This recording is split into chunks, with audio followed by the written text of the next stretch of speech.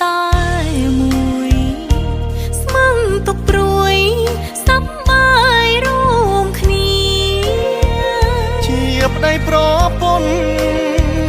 រួមជីវិតស្នេហ៍ពេញចិត្ត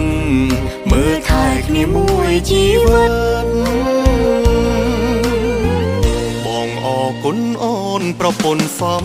ឡាញ់ស្ម័គ្រព្រមកាន់ដៃឲ្យបងរក្សាអូតំភរិយាតែបងប្រាថ្នា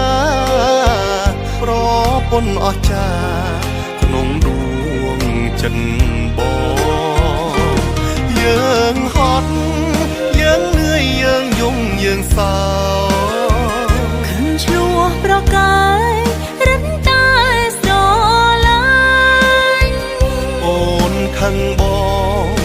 ងលួងប្រពន្ធសំឡាញ់អូនលួចញញឹមទុកខឹងមួយឡើយសាងអនុស្សាវរីយ៍កាយូរហើយថ្ងៃនេះអូនណាយខួបស្នេហាយើងស្រឡាញ់ខ្លាំងណាស់ពេញក្នុងបេះដូងគូស្នេហ៍ឧត្តមភក្តីយល់